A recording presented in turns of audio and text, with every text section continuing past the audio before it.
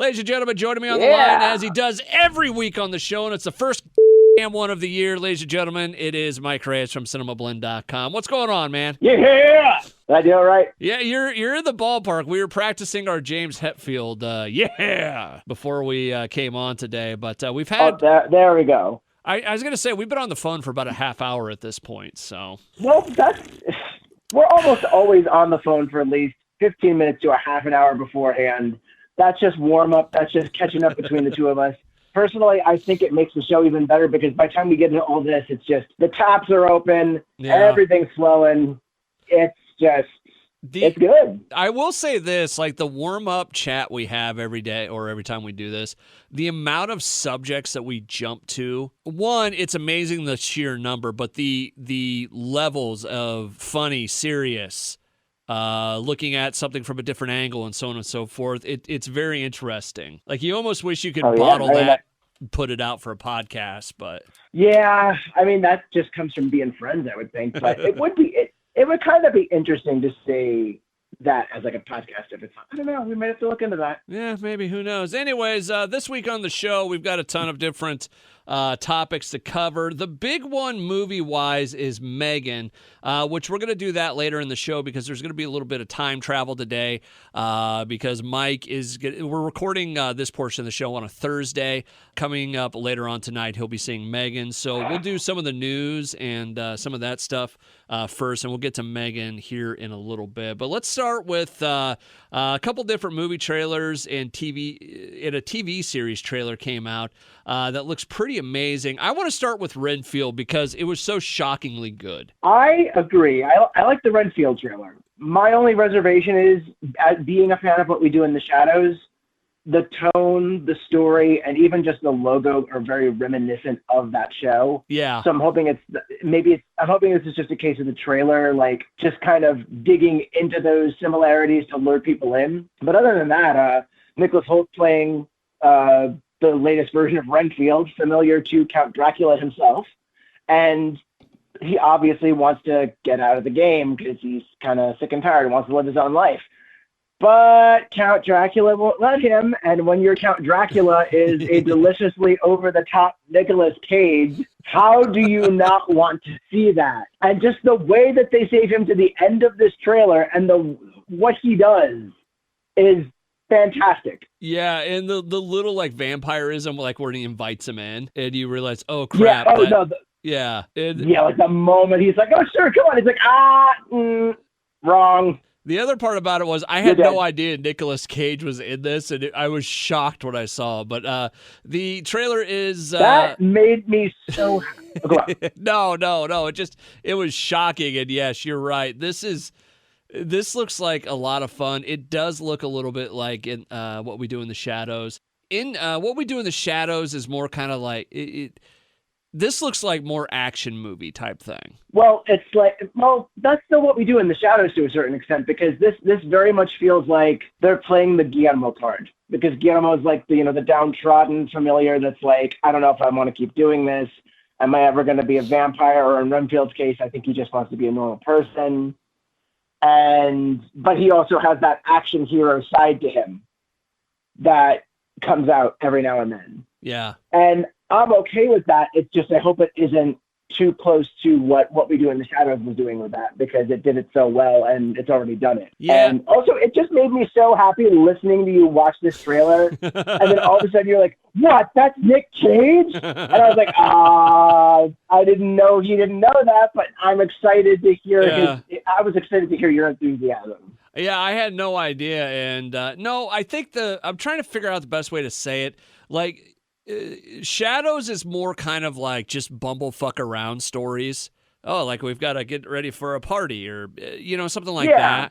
This one seems a little bit more like there is a definite story of he wants out. He's also can do these superpower things and he's kind of taking on the vampire. You know what I'm saying? Yeah, no, I get this. This movie is sort of using a plot point that was more of a couple episodes or more of a recurring thing on What We Do in the Shadows and turning it into a full story. According to the YouTube page, let's see, the screenplay is done by Ghosted series and Rick and Morty series, Ryan Ridley. Yeah, and I believe the story was also Robert Kirkman, who created The Walking Dead, helped flesh it out, like on the story level. Robert Kirkman, and then Chris McKay, the Tomorrow War and the Lego Batman movie, directed it. So it looks great. I'm really excited for it. It looks like it's going to be coming out April 14th, only in theaters. So this is a Universal project. Something you're probably going to see a lot more of this year.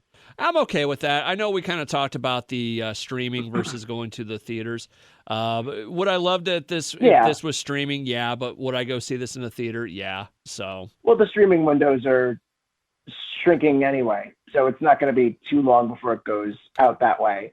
But yeah, I mean, I'm interested to see this, and also Universal has 2 Dracula movies coming this year, because later this summer they're going to have The Last Voyage of the Demeter. Oh, really? Which is basically focused on the crossing that brought Dracula to America, if I remember correctly. I gotcha. It was a crossing that brought Dracula from Transylvania to London. Yeah. There we go. I got it right now.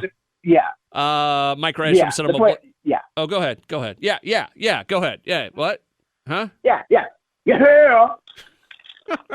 Mike Reyes from Cinemablend.com joining me on the line. Also coming out earlier today, we got our first look at Evil Dead Rise, another Evil Dead movie coming out. And I kind of gave up on this one. I told you when I started looking through it, the gore stuff just doesn't do it for me. So this is one I'm going to tell you right now I probably won't see. Yeah, they dropped both a green and a red band trailer yesterday morning for this one. And yeah, if you don't like gore, no, Evil Dead will not be your thing.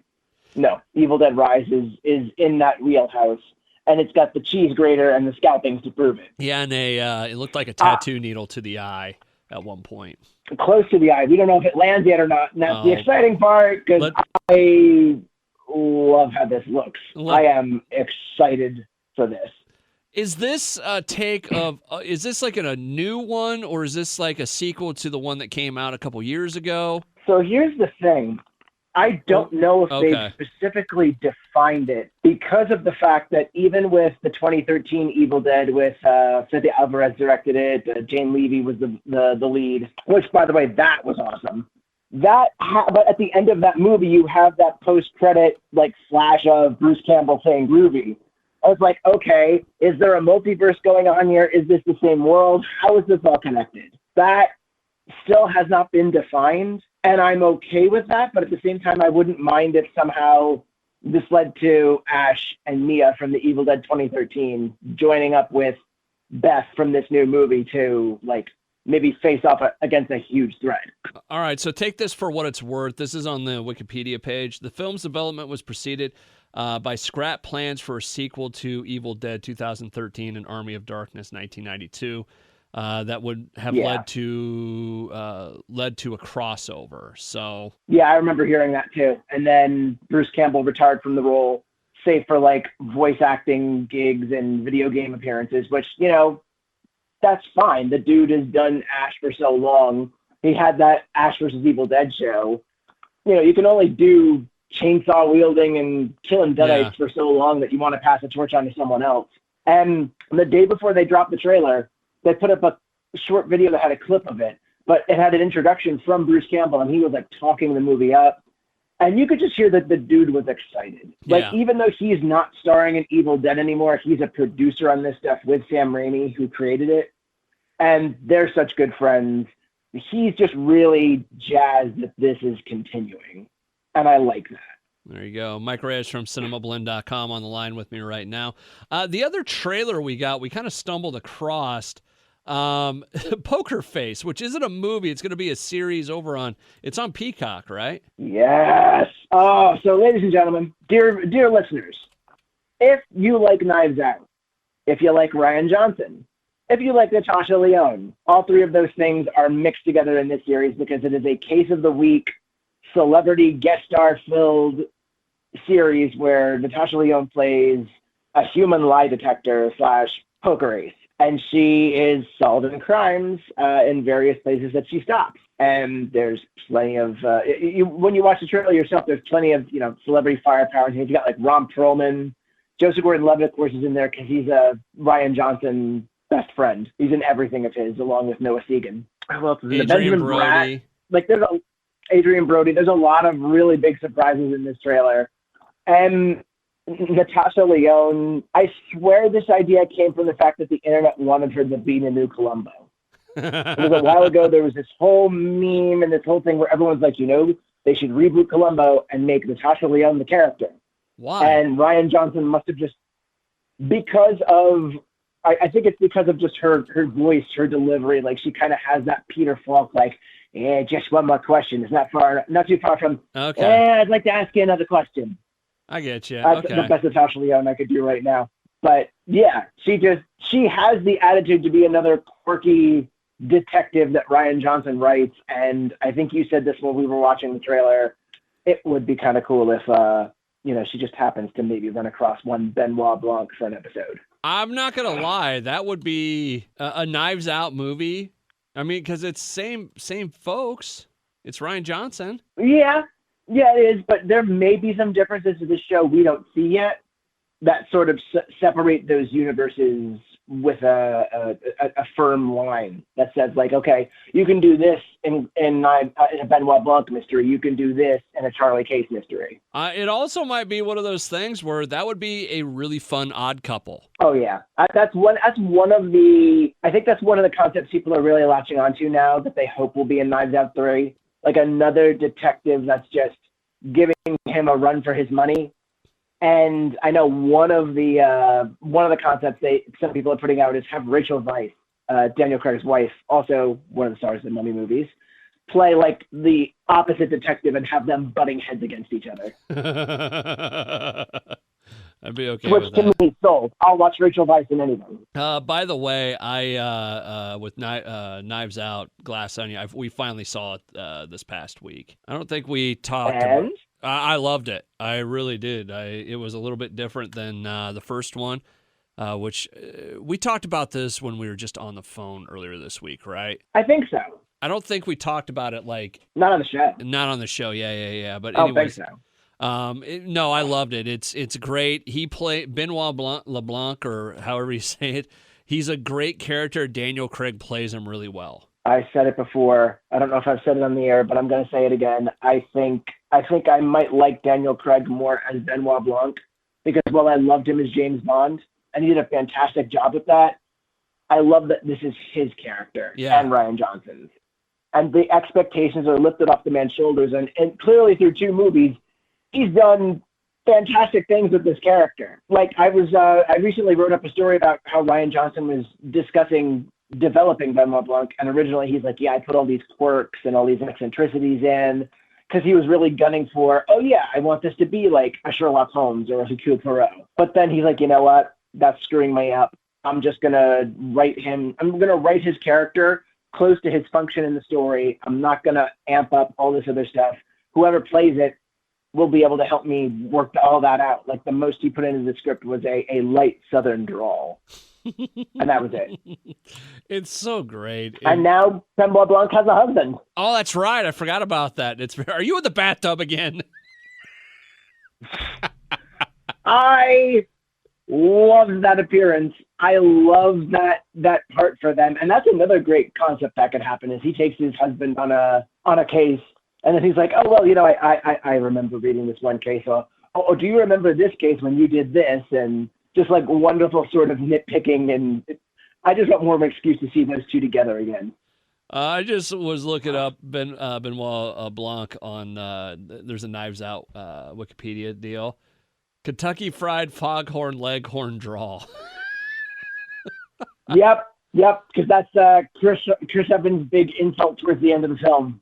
Oh, it's so awesome. Mike Reyes from Cinemablend.com on the line with me right now as we talk about some movies.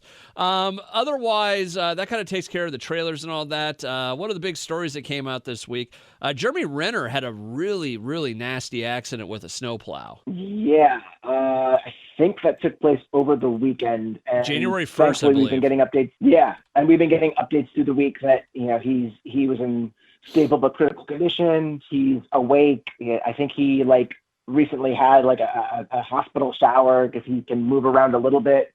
But from what I remember, his snowplow backed into him.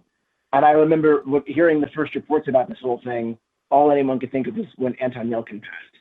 According to the And that log, was and this is on scary enough. CNN's posting about it, subject was run over by a snowcat. Yeah. Took him 49 minutes to get there. Logs indicated Renner was loaded into the helicopter en route to transport to the hospital. So Yeah. And then, like, I think they said that at one point his chest was collapsed.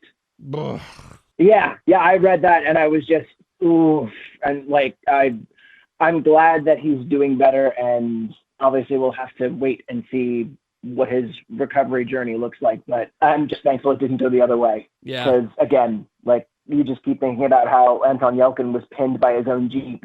I guess the major difference was no one went to help him. Like, it was, I think, if I'm not mistaken, it was like at night at his private residence. Yeah. And it wasn't something where, you know, this is probably during the day, or this is just a more open circumstance where someone could see Jeremy Renner needed help. Yeah. But well, he was just, apparently he was clearing that there was like 3 feet of snow. He was clearing the driveway and stuff. I guess he was doing it for a neighbor. And it was because I read a report yesterday, and I cannot remember what the source was, but they basically said it was the thing that there's no foul play. There's nothing to say that he was intoxicated or screwing around or anything like this. It was just he was trying to be a good neighbor and just a tragic accident. So yeah, I mean, I'm glad that it's only that, and you know, best wishes to Jeremy Renner for a fast and speedy recovery. Glad that he's doing better. Mike Reyes from Cinemablend.com joining me on the line to talk about movies. All right, this is where we're going to do a little bit of time travel. We'll be back here. You won't even notice. Maybe I'll put in a weird sound effect or something. Probably not because I'm lazy. But we'll talk about Megan in 3, 2, 1. Stargate noise. Wow, wow, wow. It's my TARDIS.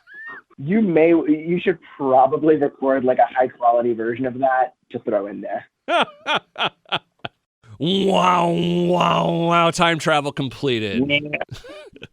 Mike Reyes from Cinemablend.com is on the line with me right now. And before we get to Megan, since we are talking about time travel, I stumbled across something I thought you might get a kick out of, Mike. Yes, but first I need your clothes, your boots, and your motorcycle. Okay, here you go. What if they would have had somebody in Terminator, one of the Terminators movies, where he asked that question, they're really agreeable, and they like just start stripping it off right then and You know, it wouldn't be the strangest thing, because I still remember Terminator 3, they had that joke where he poses that question to a male stripper and he has like ridiculous sunglasses as part of his outfit. Talk to the hand so he crushes his hand. Yeah. All right. I love Terminator 3. I'm sorry. I don't hate it. I mean, is it as good? No, but do I hate it? No, absolutely not. I thought it was a lot of fun. So It's certainly one of the better sequels, but yeah, you know, we're not here to talk about that. We're here to talk about what you're about to mention to me, sir. Anyway, since we were kind of joking around about time travel there because of recording at 2 different places, we get this. It's one of the things in radio you get is like prep sheets, and it just has like topics from the day, you know, stuff that you can talk about. For example, before I get to it, I could give you. That's rather handy. Yeah, it's just they compose. It'll be like the sexiest names for men and women are really common ones. 5 good things that happen to your body when you give up alcohol for a month. Self-driving baby stroller now exists. You know, just stuff like that. It's just news that they compile in the same spot, right? Well, yeah. One of the stories it was 10 predictions about 2023 from 100 years ago. Ooh. People will work. I like that. People will work a max of 4 hours a day. Oh, yeah, this is back when people were still, you know, utopian thinkers because, you know, there was a lot of hope and optimism for the future. There is no hope. There is no hope. No ugly people. Women will paint their teeth black to be fashionable. I mean, I wouldn't be surprised if people would do that in general. Like, I wouldn't be surprised if there's some sort of trend that catches on at some point, like corpse core, I guess you would call it. Gasoline will be replaced by radio waves. Okay. Don't care. Flying from Chicago to Germany will only take 18 hours. I mean, it's they haven't. That's much less than that. Yeah, it's 9 hours is what they're saying. Cancer will be eradicated. Yeah. Oh, I wish. Homes won't have kitchens anymore. I think we have to keep in mind this was back when like lithium and cocaine were legal. Yeah, I know. and it was like mixed in the soft drinks. So It- I think we need to keep that in mind with these predictions. One of the funnier ones is like telepathy will exist. Like just at some point, everyone's like, I have telepathy now. We are the future, Charles, not them. They no longer matter. All right. Anyways, back to the whole thing about movies. Last night, you got to go see Megan. What theater did you go to? I went to one of my local mall theater. Okay. So it's the Market Fair 10. All right. I think, I'm still not that far from that location, even though we moved not too long ago.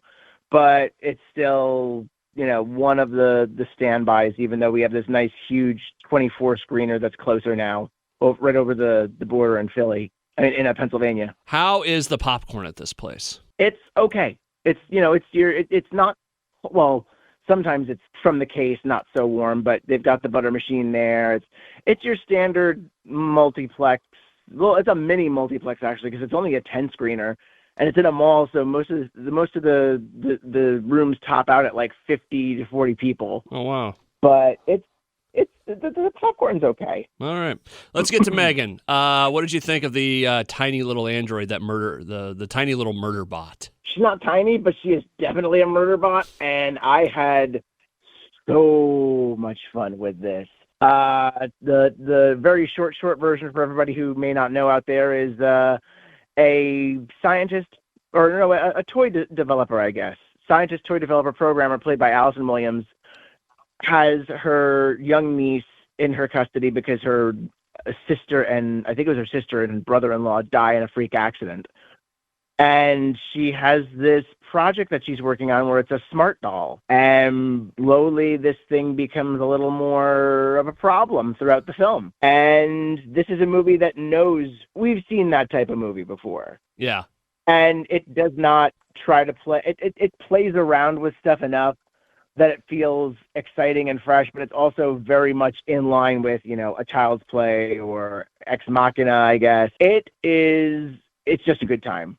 All right. Like it's a little funnier than people are expecting, because it has a sharp sense of humor on both like the Megan's personality, but also it is very scathing when it comes to like the toy market. And it's nice, and I think it's only like an hour 42 minutes, so it's a nice crisp pace. No fat on this thing. I could have stood to have maybe a little more story to it, but it's still vastly enjoyable, and the way that they present AI in this thing is really cool. Like the development of Megan and why things happen and how things happen is very intriguing to me. I got a feeling it's like careful with what you say or what orders you give an AI early on. Is that kind of in the realm of what this is? A little bit, because the whole thing is okay. So mild spoilers for Megan. So if you're really into seeing this movie, go see it. Zip to like the end, and I would say maybe 30 seconds to a minute forward, and you won't have to hear this. But the thing that's really cool is Megan is another one of those AIs that's just hungry. She was programmed to learn, and she learns so much to the point where it's one of those runaway AIs where it's like, wait, you wanted me to watch after this kid, so you could go work, and you may not have intended it to be that way, but that's exactly what you did. And now I've learned all of this, and like it's really another case of the genie being out of the bottle. Okay. It is AI that is so smart and sophisticated that it's built itself up to such a strength that it's like, no, I'm sentient. I'm not going anywhere. That's good. Does Megan really like the child though? Yeah. Oh, totally. Like, man, she does. Okay. And the way that it just really is a neat sort of newish spin on AI. And I have to throw all of the praise to Gerald Johnston, the director, and then James Wan and Akilah Cooper, who developed the story together. And they also built this little piece of madness that I still love called Malignant, which came out, I think that was 2021 that came out. It was either 2021 or last year, but Malignant was a lot of fun. This is a lot of fun. They're now both working on the sequel to The Nun together. I'm like, yes, this is a nice Blumhouse family we got going here, and I like it. I like it a lot. Perfect. Mike Reyes from Cinemablend.com joins me every Friday on the show to talk about movies and such. Mike, we will use no time travel to leave. I would just say goodbye and have a good weekend. You too, future boy. Yeah.